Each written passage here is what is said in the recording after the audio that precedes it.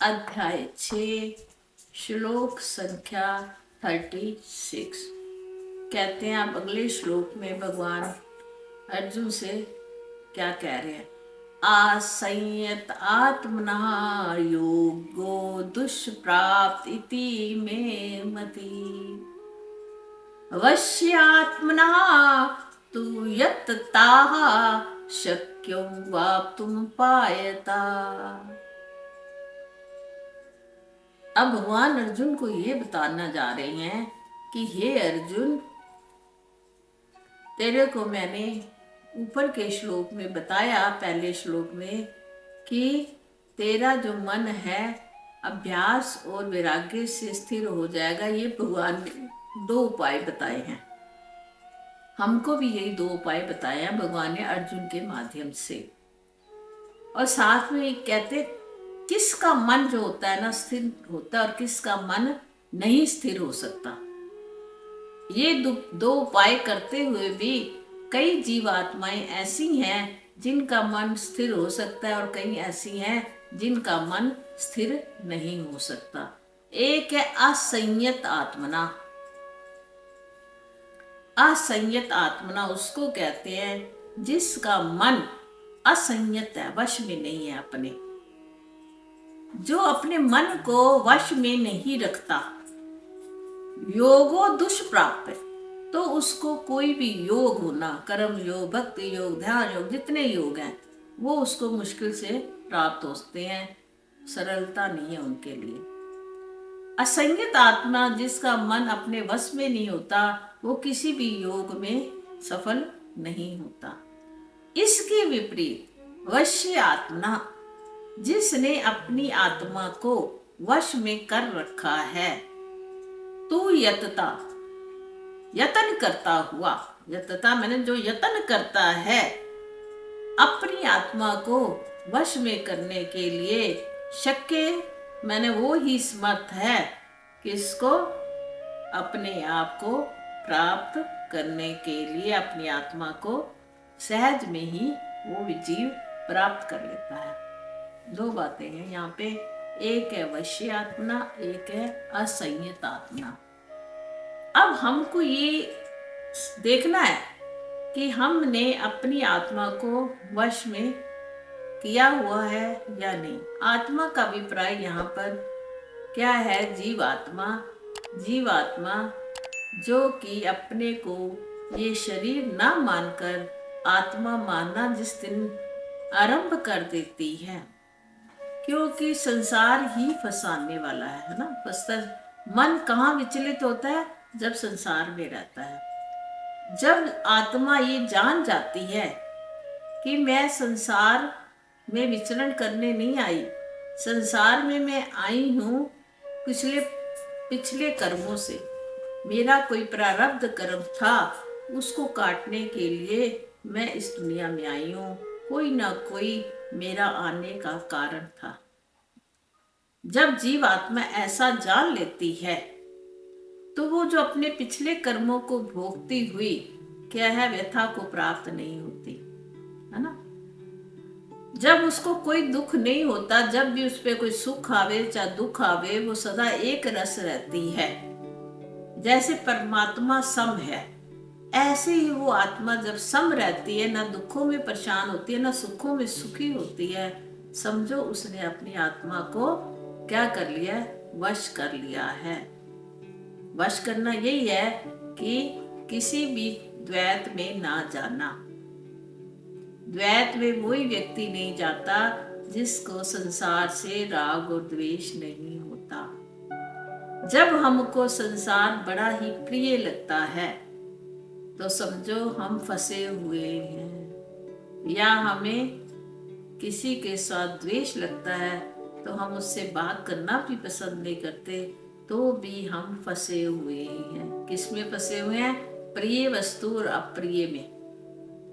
जबकि परमात्मा श्री कृष्ण ये कहते हैं, जो जीव सम रूप से रहता है, हर एक में समता को देखता है, सोने और मिट्टी में और पत्थर को भी एक समान समझता है, उसको कहते हैं समता।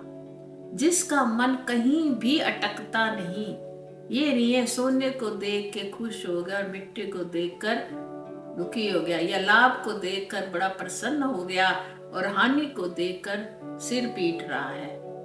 तो समझो अभी उसने अपने आप पर विजय नहीं प्राप्त करी, अपनी आत्मा को वश में नहीं किया।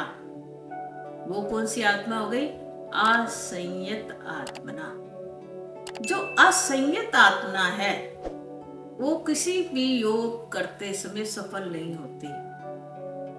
मैंने आप बताया ना, अब तुम्हारे में मन जो वश में नहीं किया हुआ, आत्मा को वश में नहीं किया हुआ, तो तुम असंयत आत्मा हो।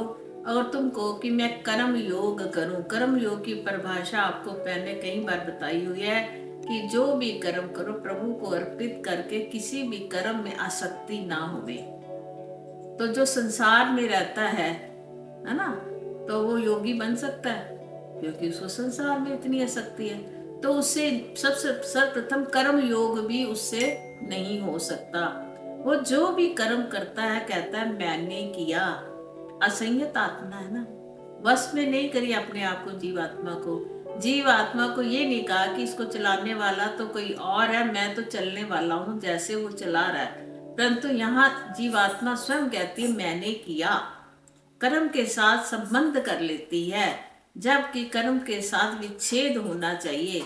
जैसे जैसे जीव कर्म के साथ संबंध करता है तो संसार में जुड़ता जाता है। फिर जन्म, एक जन्म, दूसरा जन्म, तीसरा जन्म, जन्म जन्मांतर से ही जैसे जुड़ा है और आगे भी जुड़ता रहता है। इसलिए जिसकी आत्मा असंयत है, वश में नहीं की गई, वो कर्म योग को कैसे साधेगा। दूसरा आ गया भक्ति योग को।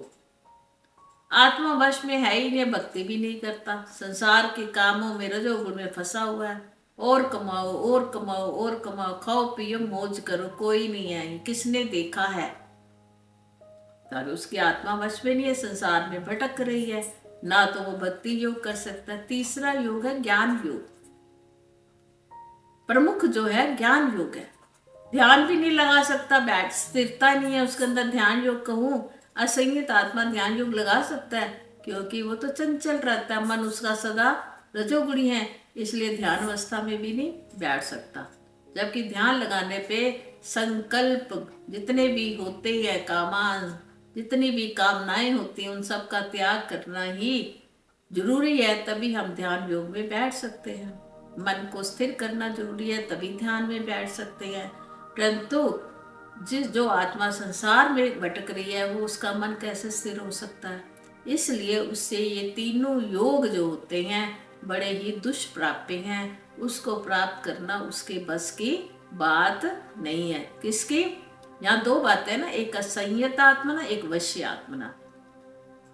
असंयत आत्मना जो होता है कोई भी योग नहीं कर पाता।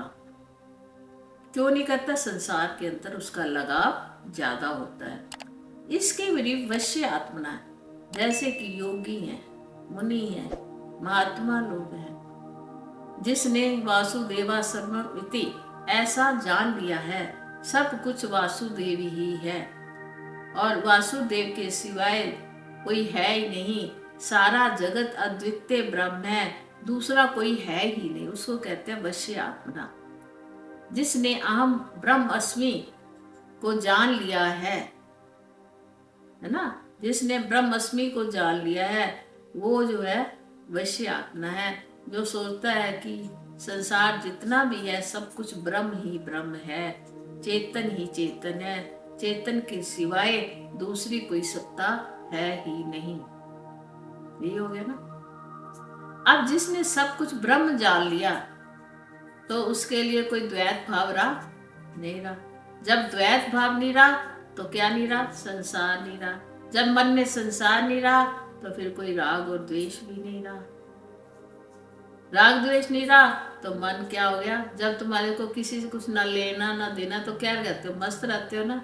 दो बंदों की लड़ाई हो रही है, कहते हमने क्या लेना। संसार चल रहा हो, कहते हमने क्या लेना। जो ज्ञानी होता है, संसार है ये चलता रहेगा, संसार कभी रुकेगा नहीं। तो रुकना तो मुझे अपने आप को, मुझे ही परिश्रम करना पड़ेगा, मुझे जानना पड़ेगा संसार कोई नाम की चीज ही नहीं है। कभी पैदा ही नहीं हुआ। ये ज्ञान में आके सब बातें समझ आती हैं।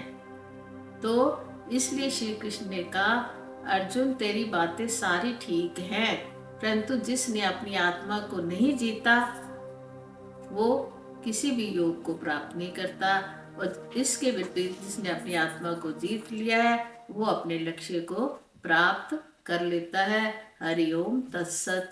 हरि ओम।